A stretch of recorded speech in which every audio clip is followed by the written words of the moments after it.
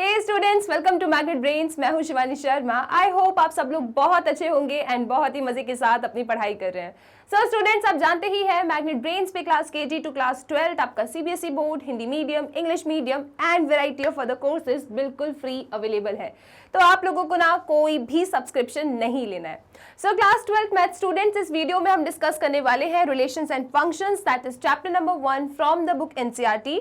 और उसमें आज अपन डिस्कस करने वाले हैं मिसलेनियस एक्सरसाइज, और ये मिसलेनियस एक्सरसाइज का पार्ट 3 रहने वाला है। तो आज के इस वीडियो में ना आपकी मिसलेनियस एक्सरसाइज पूरे तरीके से फिनिश हो जाएगी। तो स्टार्ट करते हैं आज के इस वीडियो का पहला क्वेश्चन, जो स्टार्ट होता है क्वेश्चन नंबर 13 से। So given a non empty set x, आपके पास एक नॉन एम्प्टी सेट है, ठीक है। अब क्वेश्चन की लेंथ बड़ी है तो हम चीजों को थोड़ा सा आराम से धीरे धीरे रीड करेंगे, जो जो गिवन है उसे लिखते जाएंगे। ओके, हमारे पास एक नॉन एम्प्टी सेट एक्स है और उस नॉन एम्प्टी सेट एक्स पे एक बाइनरी ऑपरेशन आपका डिफाइन है। कैसा कि star such that P of x cross P of x से आप जा रहे हैं पी ऑफ एक्स की तरफ। बी डिफाइंड एज, और ये डिफाइन कैसे किया है आपने बाइनरी ऑपरेशन, कि A star B is equal to है आपके पास A minus B union B minus A. Okay, और यहां लिखा है for all A comma B belongs to P of X, right. अब देखो, show that the empty set phi is the identity for the operation star. आपको यहां पे क्या शो करना है? आपको शो करना है कि फाई इसका आइडेंटिटी एलिमेंट है, फाई आइडेंटिटी है, ये आपको शो करना है, ठीक है। And all the elements of A of P of X, all the elements A of P of X are invertible with A inverse is equal to A. और आपको शो करना है कि जो इनवर्स है उसका वो ए इनवर्स ही है, मतलब जितने भी एलिमेंट ए है तो उनका जो इनवर्स है वो क्या है? ए इनवर्स है, राइट। अब यहाँ पे कुछ हिंट वगैरह दी है, उससे अपन बाद में बातें करेंगे, पहले अपने क्वेश्चन को अपन सॉल्व करते हैं, ठीक है। तो ये चीजें आपको गिवन है, बाइनरी ऑपरेशन की डेफिनेशन आपके पास है, ए बी आपका पी ऑफ एक्स में है, हमें शो करना है फाई आइडेंटिटी है और इनवर्स क्या है? वो ए एलिमेंट खुद ही उसका क्या है? इनवर्स है, ये आपको साबित करना है, ठीक है। अब सुनो, कुल मिला के क्वेश्चन तो आपका बाइनरी ऑपरेशन का है। बाइनरी ऑपरेशन में हम जानते हैं कि आइडेंटिटी हम कैसे निकालते हैं और इनवर्स किसी एलिमेंट का कैसे निकालते हैं, राइट। तो आप लोगों को याद होगा जब हम आइडेंटिटी की बात करते हैं, देखो अभी हम लोग डिस्कस कर रहे हैं, इसको आपको कॉपी में नहीं लिखना है, ठीक है। आप जानते हो कि यार आइडेंटिटी के केस में, आइडेंटिटी के केस में क्या होता है कि A star E is equal to A is equal to E star A होता है, राइट। आइडेंटिटी के केस में क्या होता है? A star E is equal to A is equal to E star A. यहां पे आप ई को बोलते हैं आइडेंटिटी, ठीक है। और इनवर्स के लिए क्या होता है? इनवर्स के लिए आपके पास कोई एलिमेंट ए है, आपको एक एलिमेंट बी मिलता है, सच दैट जब आप इसमें ऑपरेशन लगाते हैं तो आपको आइडेंटिटी मिल जाती है। और ये जो काम है ना, ये दोनों तरफ से होता है, यानी कि कॉम्यूटेटिव होता है ये, ठीक है। तो इनवर्स निकालने के लिए ये आपको स्टेटमेंट याद होनी चाहिए और आइडेंटिटी के लिए आपको वो स्टेटमेंट याद होना चाहिए। यहाँ पे बी को हम क्या कहते हैं? बी को हम कहते हैं कि ये ए का इनवर्स है। अब इन कंसेप्ट्स को ध्यान में रख के हम लोग इस क्वेश्चन को टारगेट करेंगे।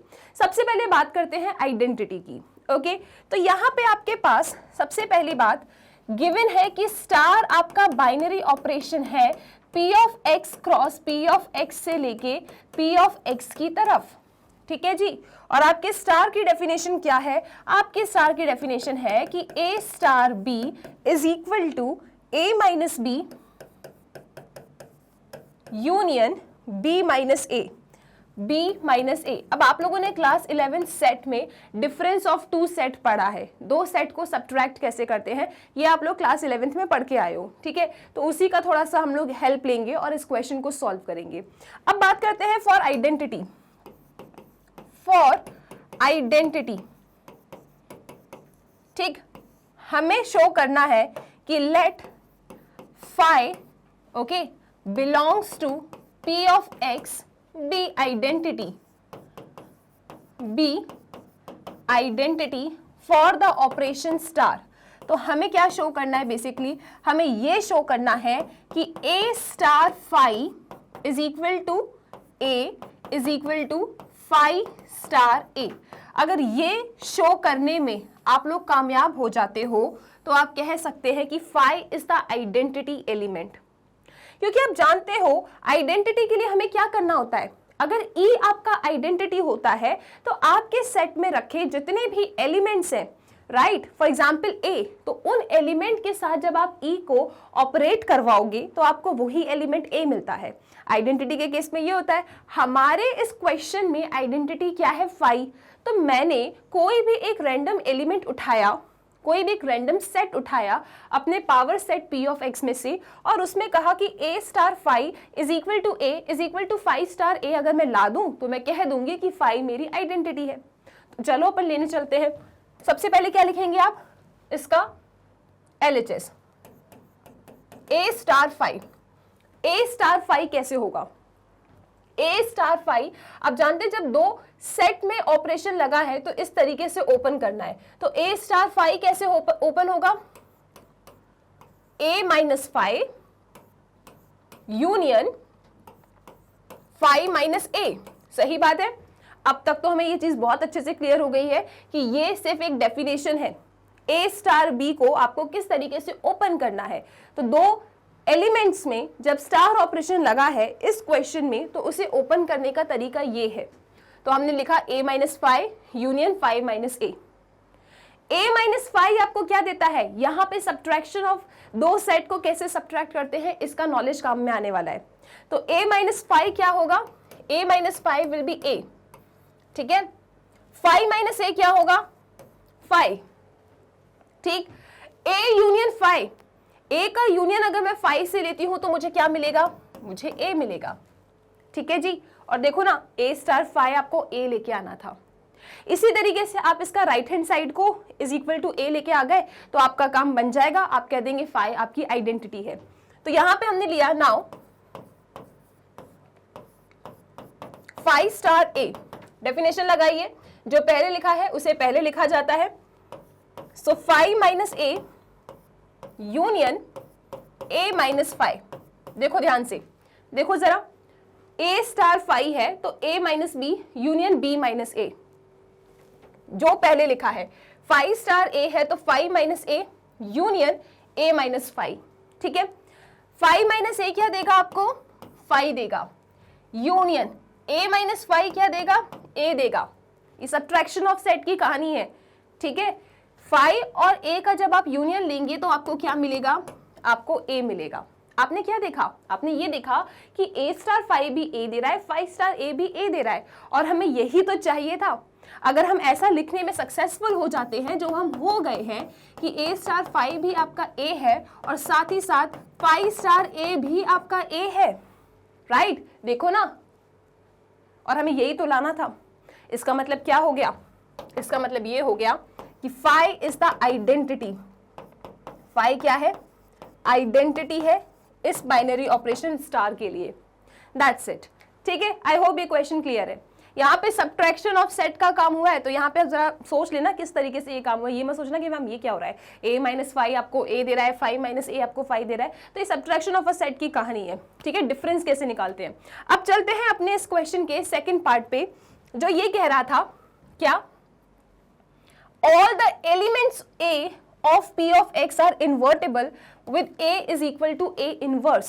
इनवर्स क्या है, वो एलिमेंट खुद ही उसका इनवर्स है, ये आपको शो करना है, ठीक। आप ये चेक कर सकते हो। आ जाओ चलते हैं अपन। So for inverse, for inverse के लिए आप क्या कहेंगे, इनवर्स के लिए आप कह देंगे कि देखो, late a belongs to p of x and consider कि a is equal to a inverse, ठीक है। अब अगर मैं ऐसा शो कर दूं क्या कि a star a is equal to 5 is equal to a star a, तो मैं कह दूंगी कि a is the inverse of a। Ma'am ये क्या हो रहा है? अरे देखो देखो, इनवर्स में क्या करते हो आप लोग, a star b is equal to identity ला देते हो, या b star a is equal to identity ला देते हो, तो आप क्या कह देते हो कि b is the inverse of a। Question चाहता है आपसे कि all the elements of a of p of x are invertible with a is equal to a inverse। एक एलिमेंट खुद का ही इनवर्स है, यहाँ पे b इनवर्स था a का, खुद का ही इनवर्स होता तो आप यहाँ क्या लिखते, a लिखते ना। तो मैंने वही काम करा, देखो ये कैसे भी करके अगर मैं शो कर दूं, इस स्टेटमेंट को अगर मैं कैसे भी शो कर दूं जो कहीं ना कहीं उस इनवर्स वाले की इक्विवेलेंट ही तो है, अगर मैं ऐसा शो करने में सक्सेसफुल हो जाती हूं तो मैं कह दूंगी कि a is the inverse of a। ठीक है, तो ये चीज ना आपको शो करनी है। ठीक, ये आपको इस क्वेश्चन में शो करना है। तो चलो आ जाओ, एक काम करते हैं, यहां पे उठाते हैं a स्टार a को। सो a स्टार a की डेफिनेशन क्या होगी, कैसे भी करके फाई आ जाना चाहिए। मैम फाई क्यों? अरे इस क्वेश्चन में हमारी आइडेंटिटी क्या आई थी, फाई आई थी ना। तो a star b is equal to identity आ जाए तो b is the inverse of a। अब मुझे a को a का इनवर्स बताना है तो a star a is equal to identity मतलब फाई आ जाना चाहिए। तो मैंने a स्टार a को ले लिया। अब हम जानते हैं कि इस क्वेश्चन में जब भी दो ऑपरेशन स्टार से कनेक्टेड होते हैं तो उसे आप इस तरीके से ओपन करते हो। तो a स्टार a को हम इस डेफिनेशन के अकॉर्डिंग कैसे ओपन करेंगे, a minus a union a minus a। Zero मत लिखना, दोनों सेट का डिफरेंस है, तो आपको क्या मिलेगा, आपको मिलेगा फाई। ठीक है, जीरो मत लिखना, सेट में खेल रहे हो, एलिमेंट्स में नहीं खेल रहे हो आप लोग। ठीक है, सो a minus a union a minus a क्या ही मिलेगा आपको, फाई मिलेगा। इसके बाद आप इसको भी उठाओगे, है तो एक ही चीज, फाई ही मिलेगा। लिखना चाहते हो तो लिख दो, फिर से क्या जा रहा है, also a star a is equal to a minus a union a minus a and that is equal to phi. Therefore आप क्या कह सकते हैं, therefore a is the inverse of a। a ही a का क्या है, इनवर्स है। और यही आपको इस क्वेश्चन में लेके आना था। आई होप ये क्वेश्चन क्लियर है। ठीक है, तो बस जैसा जैसा काम ये आपसे करवाते जा रहे हैं ना, बस वो ही काम आपको अपने क्वेश्चन में करते जाना है, क्वेश्चन को फिनिश करते जाना है। बस एक साइड में ना आइडेंटिटी और इनवर्स की एग्जैक्टली क्या डेफिनेशन होती है ना, वो आप लिख के रख लेना, सो दैट आप कंफ्यूज ना हो इस क्वेश्चन में कि हम कैसे आगे बढ़े। ठीक है, ये रहा आइडेंटिटी का पोर्शन और ये रहा आपके इनवर्स का पोर्शन। तो जल्दी से इसका स्क्रीनशॉट लो, फिर चलेंगे अपन आगे।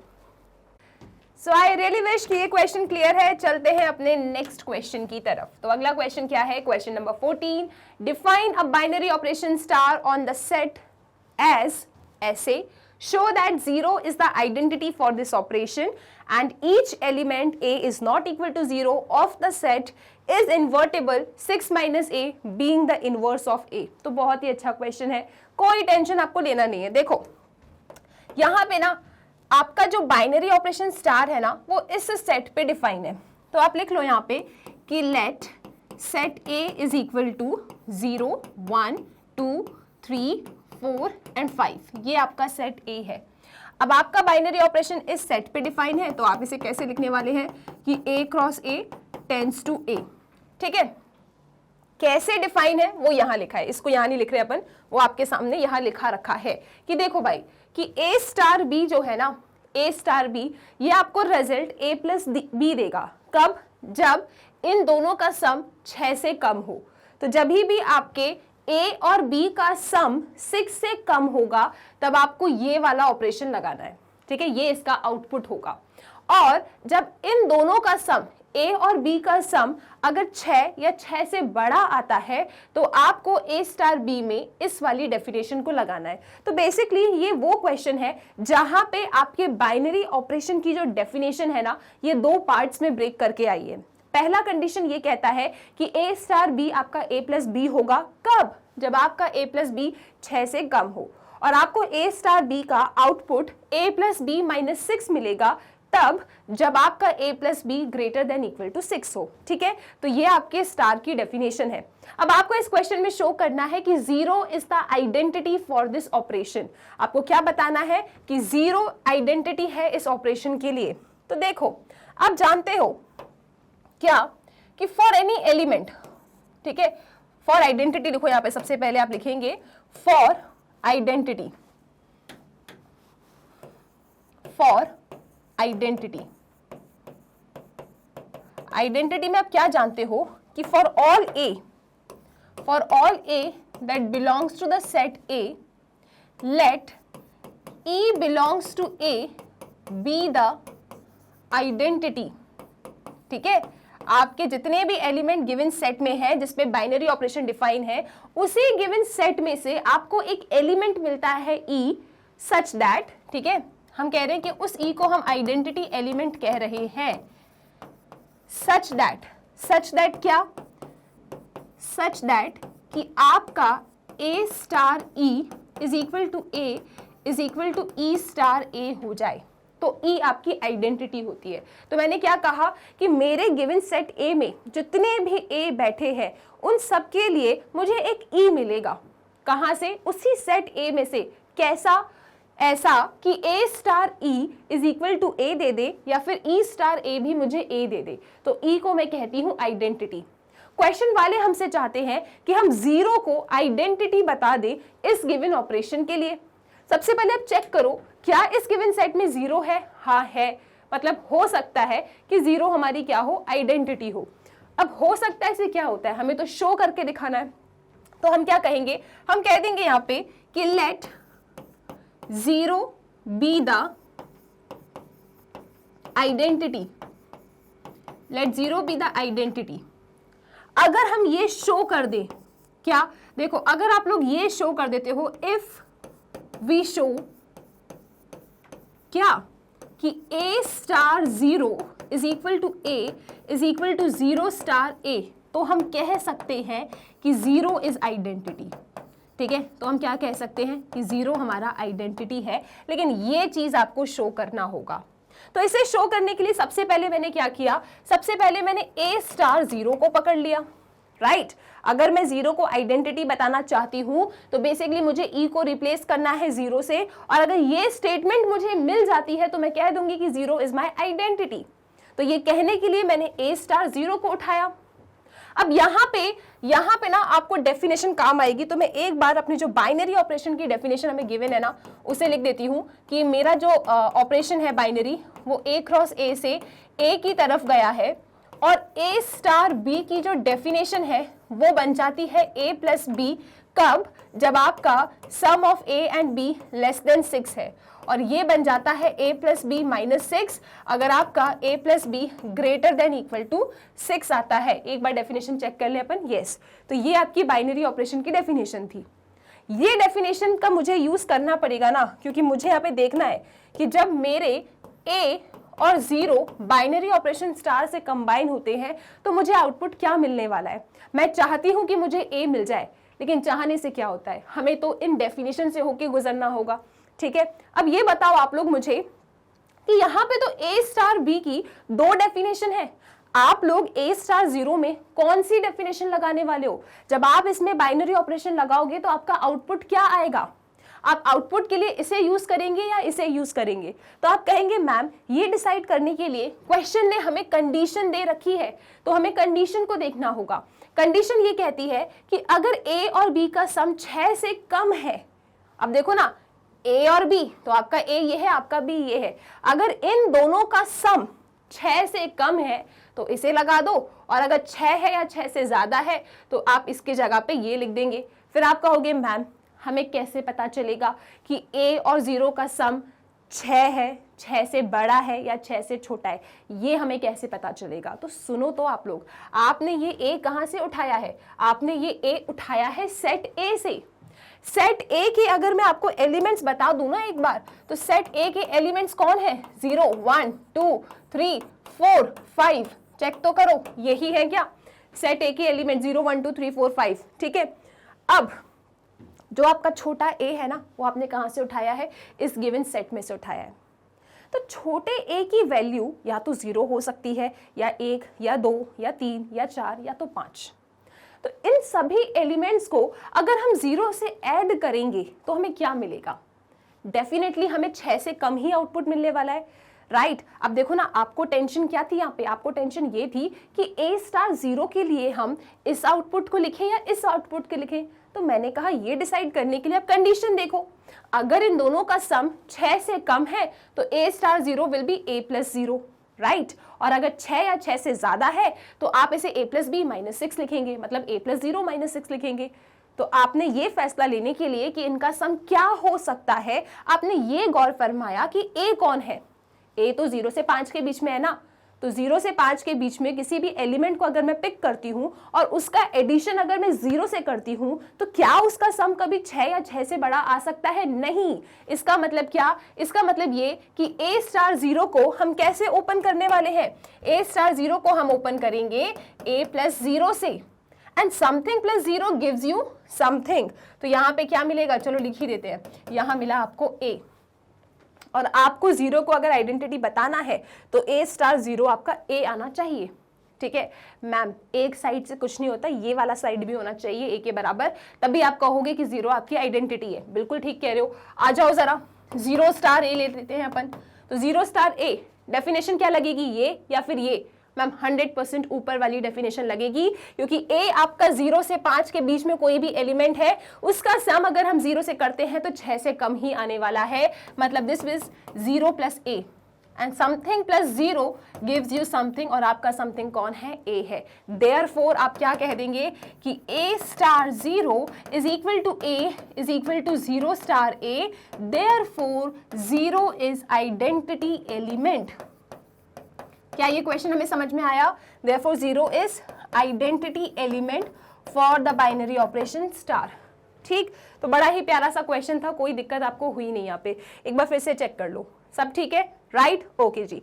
अब इस क्वेश्चन ने क्या कहा है आपसे कि each element of the set is invertible 6 minus a being the inverse of a। आप लोग जानते हो जब भी आपको इनवर्स बताना होता है ना, तो आप a स्टार b अगर आइडेंटिटी के बराबर ला देते हो तो आप कहते हैं कि b क्या है? b इनवर्स है किसका? b is inverse of a, right. अब इनने क्या बोला है इस क्वेश्चन में कि आपको ये शो करना है कि 6 माइनस a इनवर्स है a का। मतलब बेसिकली आपका जो b है यहाँ पे वो क्या है? 6 माइनस a है, क्योंकि b ही तो हम इनवर्स कहते हैं। a star b is equal to e या b star a is equal to e, तो b क्या होता है? Inverse of a। इनने कहा कि 6 माइनस a को इनवर्स बता दो a का, तो बेसिकली ये कौन है? आपका b है, ठीक है। चलो अब जरा इस पे फोकस करते हैं कि कैसे 6 माइनस a आपका इनवर्स आने वाला है। तो आओ जरा एक बार सेट को फिर से लिख लेते हैं। आपके इस क्वेश्चन में सेट क्या था? आपके इस क्वेश्चन में सेट था 0 1 2 3 4 एंड 5, और इसी सेट पे हमने बाइनरी ऑपरेशन स्टार को डिफाइन किया था, ठीक है, कि a cross a tends to a, ठीक है जी। और क्या लिखा था आप लोगों ने? Definition, right. तो डेफिनेशन क्या थी आपकी? यहाँ पे डेफिनेशन को बड़े प्यार से पढ़ना।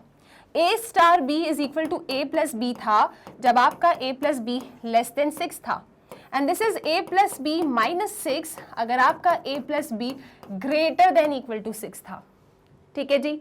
अब आपको बताना है क्या? इनवर्स। तो इनवर्स के लिए देखो, फॉर इनवर्स हम लोग क्या जानते हैं इनवर्स के लिए कि a star b is equal to e is equal to b star a अगर हो जाता है तो b is the inverse of a, right. इस वाले केस में आपका e क्या है? a star b is equal to 0 is equal to b star a, क्योंकि आपका e क्या है? यहाँ पे 0 है, तो b क्या होगा? a का इनवर्स होगा, राइट। अच्छा एक बात और सुनो, यहाँ पे आपके ये जो a b होते हैं ना, ये आप कहाँ से उठाते हो? ये a b आप उठाते हो अपने इस गिवन सेट a में से ही, ओके। चलो अब यहाँ पे सवाल ये उठता है कि हमें क्या शो करना है? हमें ये शो करना है कि 6 माइनस a हमारा इनवर्स है एलिमेंट a का। अभी मैं क्या कह रही हूँ कि a star b is equal to 0 is equal to b star a, तो b is the inverse of a हो जाता है। लेकिन मुझे क्या बताना है कि a का इनवर्स क्या है? 6 minus a, right. 6 minus a था ना? हाँ, 6 माइनस a को आपको इनवर्स लेके आना है। तो कुल मिला के सबसे पहले हम डिसाइड करते हैं कि कौन सी डेफिनेशन लगानी है। इस वाले केस में जब आप अपने a स्टार b में डेफिनेशन लगाओगे ना, तब आपको ये नहीं सोचना है कि ये वाली डेफिनेशन लगेगी या ये डेफिनेशन लगेगी, आप दोनों ही डेफिनेशन को लगाओगे। क्योंकि डेफिनेशन क्या कहती है कि अगर a प्लस b का सम 6 से कम है तो output is a plus b. a plus b का सम 6 या 6 से बड़ा है तो आउटपुट होता है आपका a प्लस बी माइनस 6। लेकिन अभी हम कैसे बता दें इनका आउटपुट क्या होने वाला है, तो इसीलिए जब आप यहाँ पे a स्टार b में डेफिनेशन लगाएंगे ना, तब आप ये दोनों वाली डेफिनेशन कंसिडर करेंगे। So a star b is equal to क्या होने वाला है आपका, a स्टार b में आप डेफिनेशन लगाएंगे कौन सी, दोनों। तो a star b is equal to 0, मतलब a plus b is equal to 0, यानी b is equal to minus a आ रहा है। और जब आप इसमें ये वाली डेफिनेशन लगाएंगे a star b equal to 0 के लिए, तो a स्टार b क्या होगा आपके पास, a plus b minus 6 equal to 0, यानी b is equal to 6 minus a। ठीक है, सेम केस आप यहाँ पे उल्टा करके भी कर लेना, b स्टार a के लिए और b स्टार a के लिए दोनों डेफिनेशन आप लगाएंगे। अच्छा, आप एक चीज नोटिस कर रहे हैं, अब यहाँ पे ये और ये दो केस बन रहे हैं आपके a स्टार b के लिए, मतलब एक हमारा b मतलब जो इनवर्स है माइनस a आ रहा है, और एक हमारा इनवर्स 6 माइनस a आ रहा है, क्योंकि b is the inverse of a, right. लेकिन पेपर वालों ने क्या कहा है कि 6 माइनस a ही आपका a का इनवर्स है, उनने इसके बारे में तो कुछ बोला ही नहीं है। मतलब 100% ये वाला केस आपको इग्नोर करना पड़ेगा।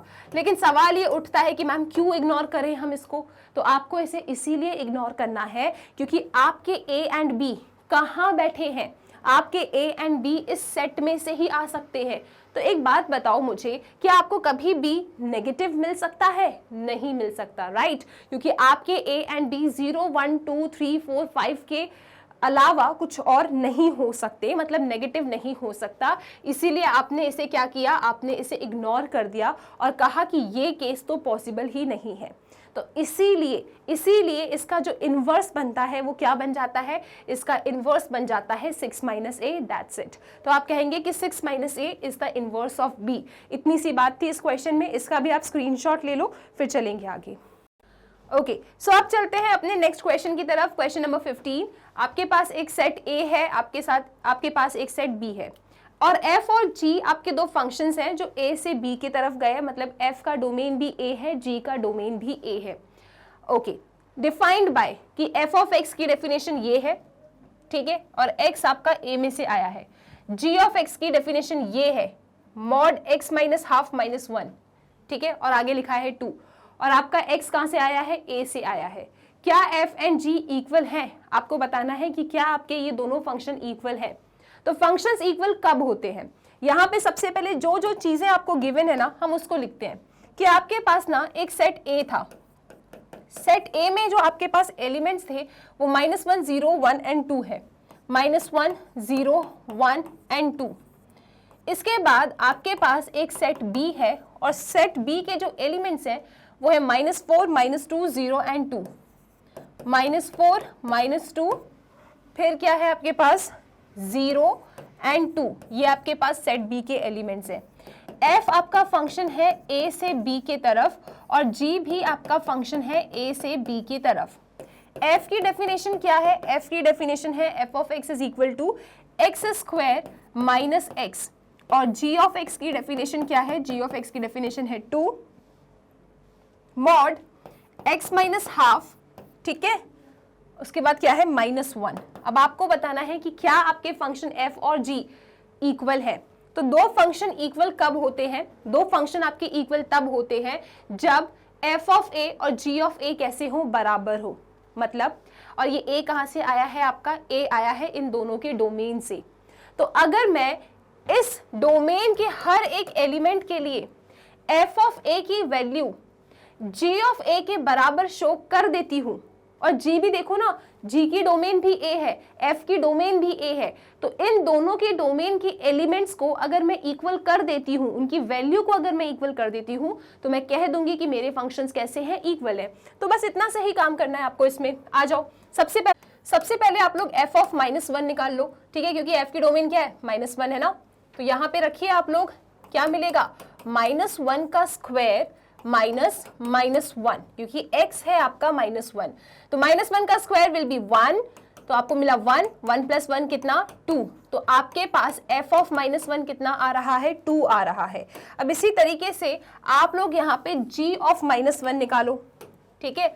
सो g ऑफ -1, क्योंकि आप देख सकते हैं कि g फंक्शन की डोमेन भी क्या है a, तो पहला एलिमेंट क्या है -1, तो आपको यहाँ जहां x लिखा है ना वहां -1 रखना है। सो दिस इज 2, आपने बनाया मॉड -1 -½ और बाहर लिखा है -1, तो ये क्या होने वाला है, दिस विल बी 2 -2 -1 -3/2 और ये है आपका -1। जब ये मॉड यहां से हटेगा तो आपको मिलेगा 2 × 3/2 -1, 2 से 2 गया, 3 में से 1 गया, कितना आया, 2 आया। ठीक है, तो आप क्या देख रहे हैं, आप ये देख रहे हैं कि f ऑफ -1 भी 2 है, g ऑफ -1 भी 2 है। सिर्फ एक वैल्यू के लिए आपको खुश नहीं होना है, डोमेन में रखे हर एलिमेंट के लिए, क्योंकि आप देखो ना कि दो फंक्शंस आपके इक्वल कब होंगे, जब f of a is equal to g of a होगा for all a that belongs to domain. Domain में रखे हर एक एलिमेंट के लिए अगर इन फंक्शंस की वैल्यू को आप इक्वल शो कर देते हो तभी आपके फंक्शंस कैसे होंगे, इक्वल होंगे। ठीक है, तो अभी तो सिर्फ आपने एक ही काम किया है।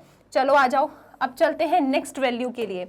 सो f ऑफ नेक्स्ट वैल्यू क्या है डोमेन की, 0। सो f ऑफ 0 यहां रखिए आप लोग, 0² -0 दैट मीन्स 0। आपको f ऑफ 0 कितना मिला, 0 मिल गया। अब आ जाओ g ऑफ 0 की तरफ, तो आपको क्या करना है, x की जगह पे 0 रखना है। सो 2 0 -½ और बाहर लिखा है -1। 0 -½ क्या होगा, -½ -½ जब मॉड से बाहर आएगा तो क्या होगा आपके पास, ये होने वाला है हाफ। ठीक है, दिस इज हाफ और यहाँ लिखा है -1। 2 से 2 कैंसिल आउट हो गया, 1 -1 कितना मिला आपको, 1 -1 आपको मिलता है 0। तो g ऑफ 0 और f ऑफ 0 दोनों कितने आ रहे हैं, 0। मतलब इस वाले एलिमेंट के लिए भी इनकी वैल्यू कैसी है, सेम है। दूसरा एलिमेंट भी सेम है। अब पकड़ते हैं अपने तीसरे एलिमेंट को। तीसरा एलिमेंट क्या है आपके पास, f ऑफ 1, मतलब डोमेन में रखा है एक, f ऑफ 1 निकालो आप, तो 1² -1 दैट मीन्स 0। ठीक है, इसी तरीके से आप लोग g ऑफ 1 निकालेंगे, रख दो x की जगह पे 1, तो दिस इज 2 1 -½ आपने लिखा -1, तो 2 -1 कितना, 2 में से 1 गया 1, सॉरी 2 में से 1 गया 1, मतलब 1/2 आपके पास यहाँ कितना आएगा, यहाँ पे आएगा आपके पास 2 - 1 इज 1, तो 1/2 जब मॉड से बाहर आएगा तो दिस इज 2 × ½ ये गया, आपको कितना मिला, 0 मिला। तो g ऑफ 1 भी कितना आ गया, 0 आ गया।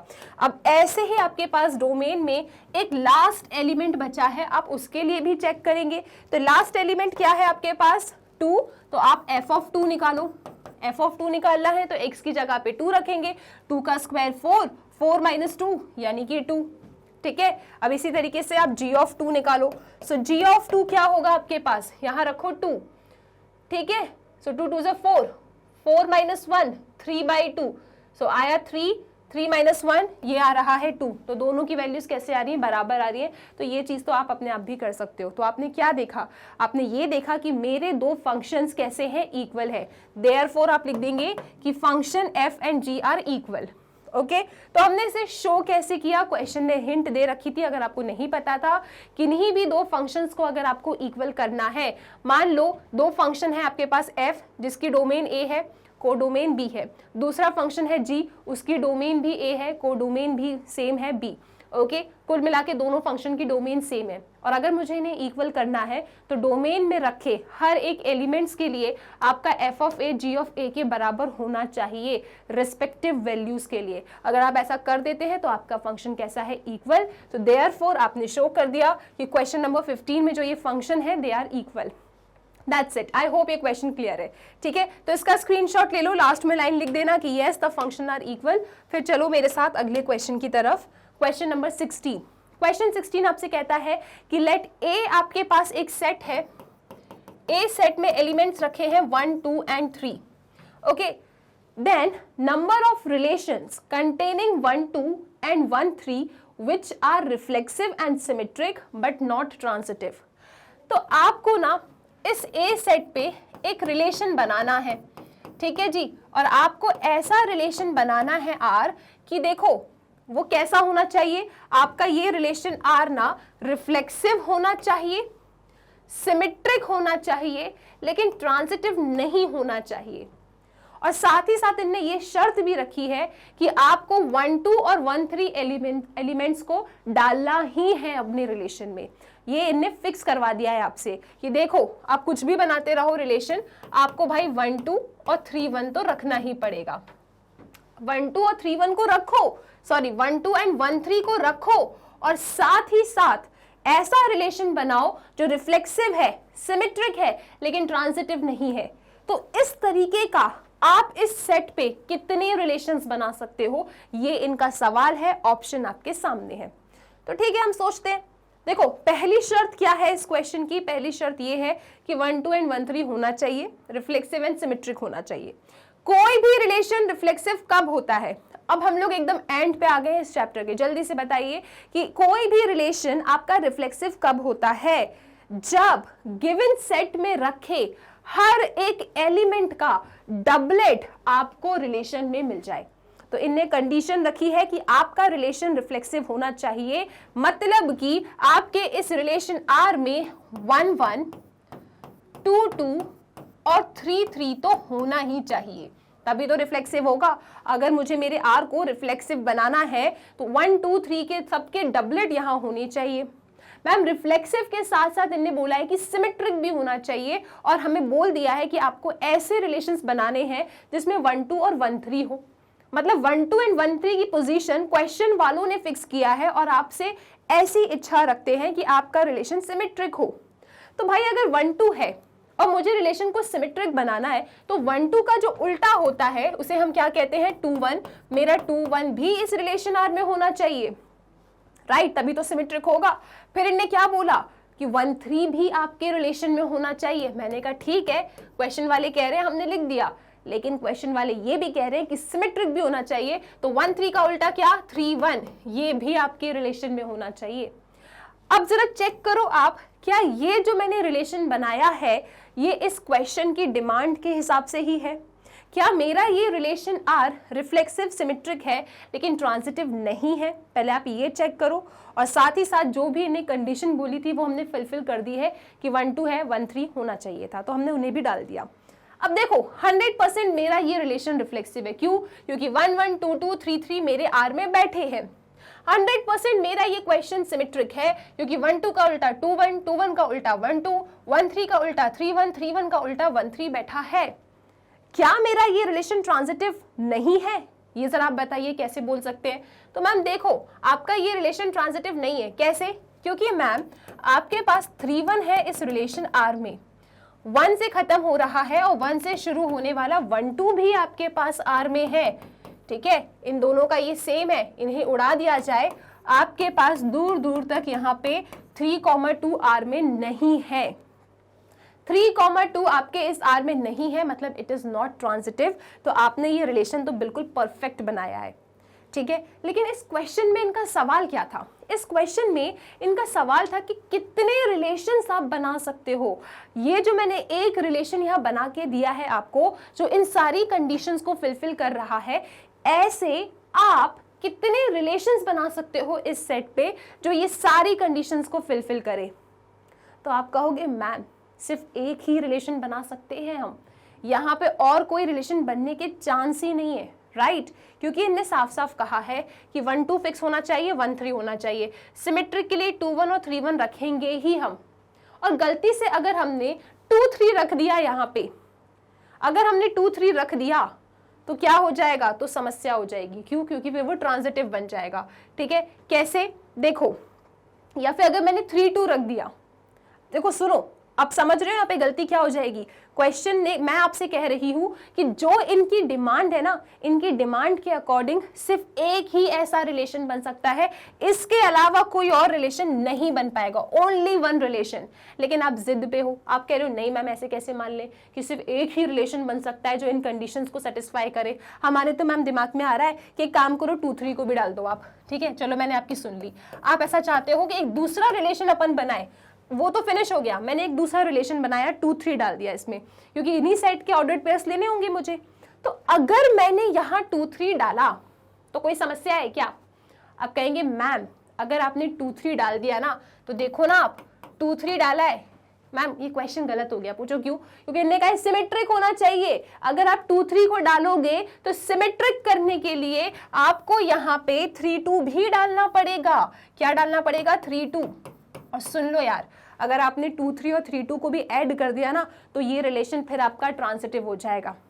मैंने 2 3 लिखा तो मैंने 3 2 क्यों लिखा? क्योंकि क्वेश्चन ने कहा था कि रिलेशन सिमेट्रिक होना चाहिए, तो सिमेट्रिक के लिए तो उल्टे होने चाहिए आपके ऑर्डर्ड पेयर्स। ठीक है, फिर मैं आपसे कह रही हूं कि ठीक है हमने सिमेट्रिक करने के लिए 3 2 तो डाल दिया, लेकिन ये डालने से ही समस्या आ गई। क्या?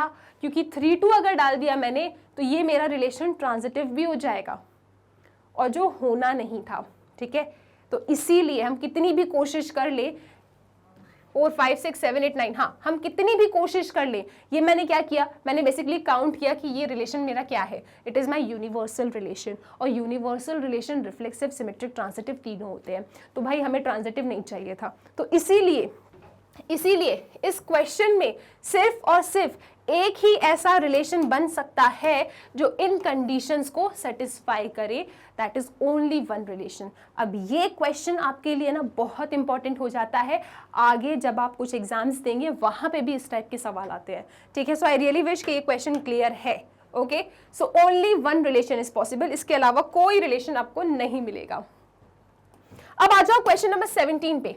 क्वेश्चन नंबर 17 आपसे कह रहा है कि आपके पास ना एक सेट ए है और सेट ए में एलिमेंट्स हैं 1 2 3, then number of equivalence relation containing 1 2।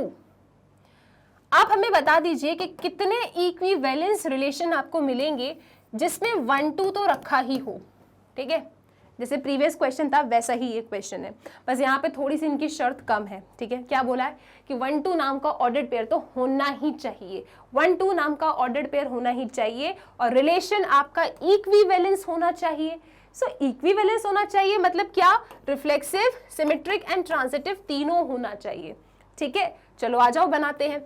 देखो मैम, अब सिमेट्रिक होना चाहिए, 1 2 तो होना ही चाहिए, क्वेश्चन वालों की डिमांड है, तो हमने कहा ठीक है 1 2 को रखते हैं, सिमेट्रिक बनाने के लिए 2 1 रख दिया हमने।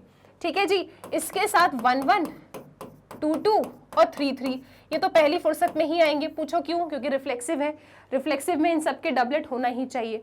सिमेट्रिक भी ये है ना, 1 2 है तो 2 1 हमने ऐड कर दिया। क्या ये ट्रांजिटिव है? तो मैम इसमें टेंशन की क्या बात है, सुनो ना, आप देख रहे हो कि 1 2 आपका आर में है, 2 1 आपका आर में है, इन दोनों को हाइड करो, 1 1 भी मैम आपका आर में है।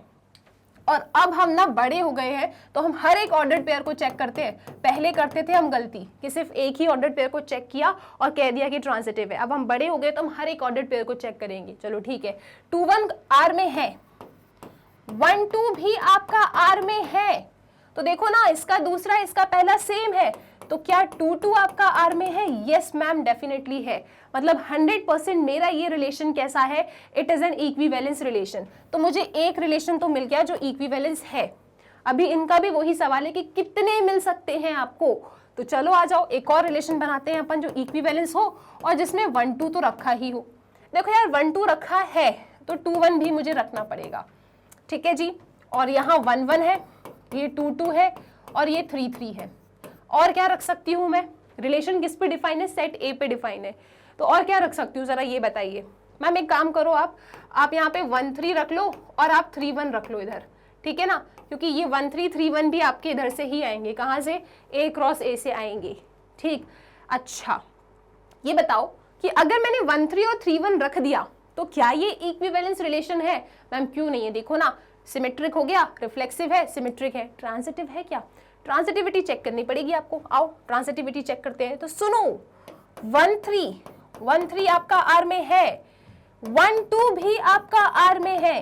क्या आप लोगों को क्या, रुको 1 3, एक काम करो ना, 3 1 ले लो इसे, 3 1 आपका आर में है, 1 2 आपका आर में है, तो इसका दूसरा इसका पहला सेम है। क्या 3 2 आपका आर में है? नहीं है मैम। तो आपने कैसे कह दिया कि ये इक्विवेलेंस है? क्योंकि ये ट्रांजिटिव ही नहीं हुआ। तो कोई टेंशन की बात है क्या? हम एक काम करते हैं ना मैम, एक काम करते हैं, हम जिसकी कमी है उसे जोड़ देते हैं। हमने 3 2 रख दिया मैम, अब हो गया काम। अच्छा क्या ये सिमेट्रिक है? अरे मैम कोई टेंशन की बात नहीं है, 3 2 लिखा तो 2 3 लिख दो, लो अब सिमेट्रिक हो गया।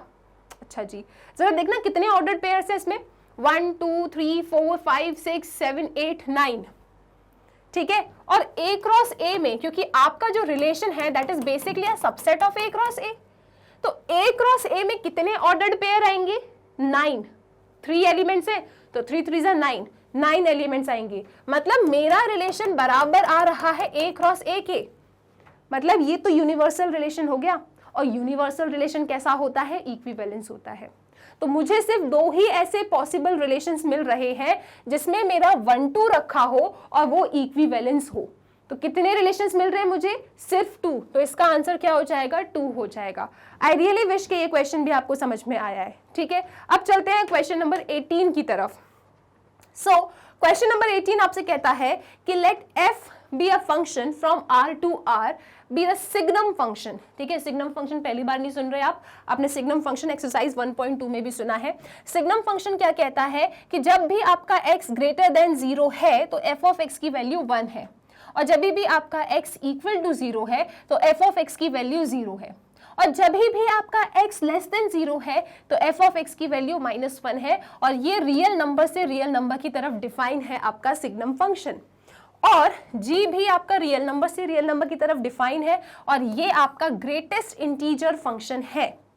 ग्रेटेस्ट इंटीजर फंक्शन को इस तरीके से लिखते हैं वेयर ये जो होता है ना, it is a greatest integer less than और इक्वल टू x। ये मैं आपको बता चुकी हूँ। अगर मैं ग्रेटेस्ट इंटीजर ऑफ 2 पूछूं तो 2 आएगा। अगर मैं यहाँ पे आपसे पूछूं 1.4 तो इसका आंसर क्या आएगा? 1 आएगा, ठीक है। क्योंकि ये आंसर क्या देता है? ग्रेटेस्ट इंटीजर लेस देन और इक्वल टू x, ठीक है। या तो कम वाली वैल्यू या तो बराबर। तो ये 2 था तो 2 बराबर मिला। अगर 1.4 है आंसर तो इंटीजर आएगा, लेकिन कैसा इंटीजर? जो छोटा हो, मतलब 1.4 से छोटा इंटीजर क्या आएगा? उसके पीछे कौन सा इंटीजर होगा? 1। तो आप यहाँ पे 1 लिखेंगे, ठीक है। चलो अब पूछा क्या है इनने, then does fog and gof coincide in 0,1।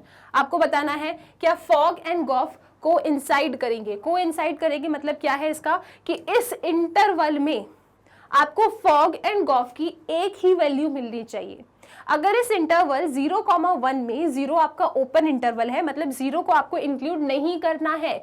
Open interval का मतलब क्या है कि 0 is not included, whereas 1 के पास क्लोज्ड इंटरवल है, इसका मतलब 1 को आपको इंक्लूड करना है।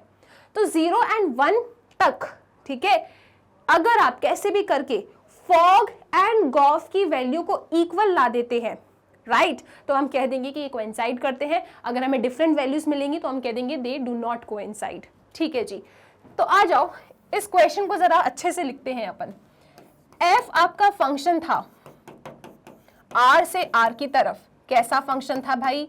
सिग्नम फंक्शन था। सिग्नम फंक्शन और greatest integer function. Comment section में आप लिखेंगे डोमेन एंड कोडोमेन वही real number two real number है। क्या ये 1 फंक्शन होते हैं या मैनी 1 फंक्शंस होते हैं? क्या ये ऑन टू होते हैं? क्या ये इन टू होते हैं? ठीक है, तो ये सारी चीजें आप मुझे कमेंट सेक्शन में बताएंगे signum function and greatest integer function के बारे में। Okay, so F of x क्या है आपका? 1 जब आपका एक्स ग्रेटर देन 0 है। एफ ऑफ एक्स है आपका 0 जब एक्स है आपका 0, और जब एक्स आपका लेस देन 0 है, ठीक है जी, तो इसकी वैल्यू क्या है? -1। जी आपका ग्रेटेस्ट इंटीजर फंक्शन है, आर से आर की तरफ जा रहा है, और इसे हम रिप्रेजेंट करते हैं इस तरीके से। ठीक, क्या लिखना था मुझे? मुझे बताना है कि क्या फॉग एंड गॉफ कोइंसाइड करते हैं 0 एंड 1 में, ये मुझे बताना है। ठीक है, क्या ये दोनों क्या करते हैं? कोइंसाइड। तो कोइंसाइड कब करेंगे? जब दोनों की इस रेंज में सेम वैल्यू आए। सेम वैल्यू आए मतलब एक ही वैल्यू आए। ओके ओके जी, सो हम यहाँ पे लिख देते हैं, आ जाओ जरा वैल्यू निकालें। सबसे पहले आप निकालेंगे फॉग। ओके, आओ सबसे पहले फॉग निकालते हैं। फॉग, ठीक है, अपन फॉग निकाल रहे हैं। अपन को पता करना है कि क्या फॉग एंड गॉफ कोइंसाइड करेंगे। ठीक है, तो अगर डिफरेंट वैल्यूज आएगी तो कोइंसाइड नहीं करेगा। तो फॉग क्या होगा मेरा? फॉग होगा मेरा एफ जी ऑफ एक्स। ठीक, अब सुनो, g ऑफ x क्या है? आपका ग्रेटेस्ट इंटीजर फंक्शन है। तो जब मैं इसकी डेफिनेशन को लिखना चाहूंगी ना, f g ऑफ x को, तो पता है मैं कैसे लिखूंगी इसे? आप जानते हैं कि g ऑफ x क्या है? ग्रेटेस्ट इंटीजर फंक्शन है। मेरा जो x है ना, x वो किन के बीच में है, वो है 0 और 1 वाले एलिमेंट्स के बीच में, मतलब 0 से 1 वाले जो रेंज है, इंटरवल है, इसके बीच में मेरा x है।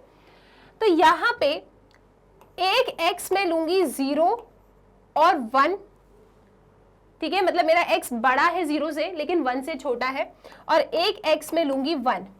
ये मैंने ऐसे क्यों ब्रेक किया, क्योंकि देखो हम जानते हैं g ऑफ x क्या है, ग्रेटेस्ट इंटीजर फंक्शन है, ग्रेटेस्ट इंटीजर फंक्शन है मेरा g ऑफ x।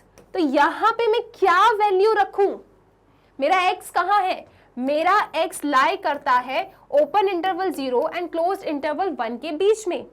तो इस इंटरवल में मुझे यहाँ पे g ऑफ x की क्या वैल्यू रखनी चाहिए, सो दैट बाद में मैं अपने फंक्शन f की वैल्यू निकालूं।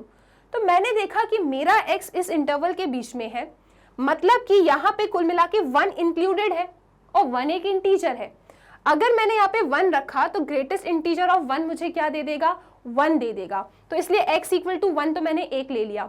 दूसरा है कि 0x और 1, 0x और 1 के बीच में जितने भी रियल नंबर्स होंगे ना, मतलब 0.1, 0.2, 0.3, 0.9, तो उनके लिए मेरा ग्रेटेस्ट इंटीजर फंक्शन मुझे क्या देगा, उनके लिए मेरा ग्रेटेस्ट इंटीजर फंक्शन की वैल्यू, अगर सपोज 0 और 1 के बीच में मैंने एक रियल नंबर को पकड़ा जिसका नाम है 0.4, ठीक है, तो 0.4 अगर मैं यार रखती हूं तो यहां पे ग्रेटेस्ट इंटीजर फंक्शन ऑफ 0.4 क्या होगा, 0 होगा।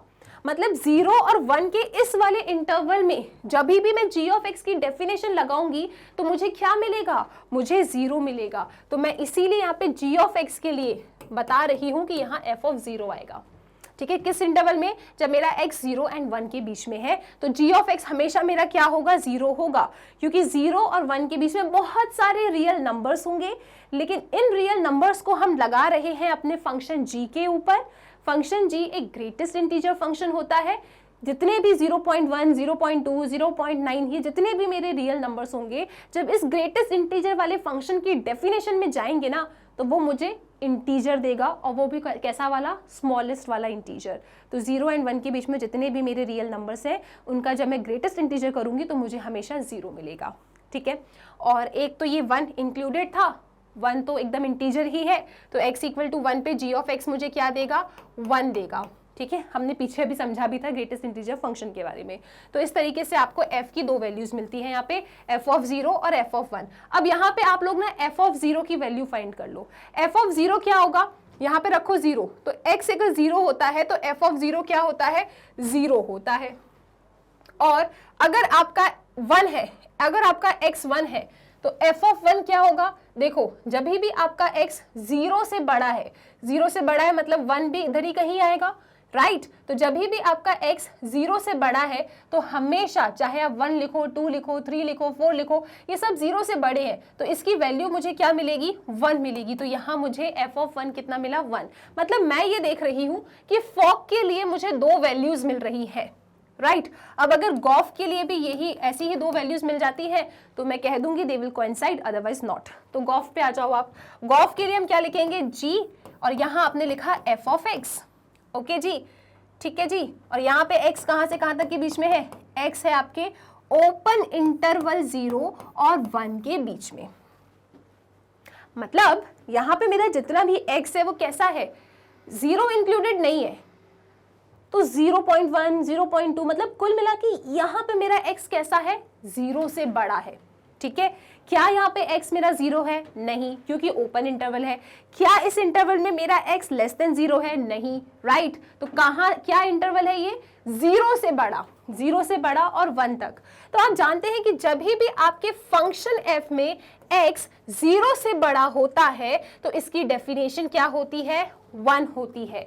तो आप यहाँ पे g और f ऑफ x के लिए क्या लिखेंगे, 1 लिखेंगे। g क्या है, ग्रेटेस्ट इंटीजर फंक्शन। यहाँ पे अगर आपने 1 डाला तो ग्रेटेस्ट इंटीजर ऑफ 1 क्या होगा, 1 ही होगा। तो आपको आउटकम मिल रहा है 1, ठीक है। और इंटरवल लिख लो, फॉर x बिलोंग्स टू 0,1। तो आप क्या देख रहे हो, इसमें दो वैल्यूज आ रही है, इसमें एक वैल्यूज आ रही है, so it will not coincide, it will not coincide, ठीक है।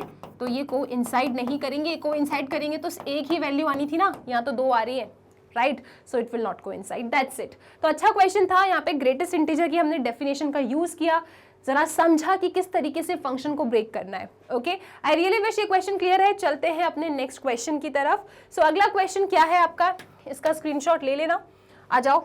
Next question is question number 19।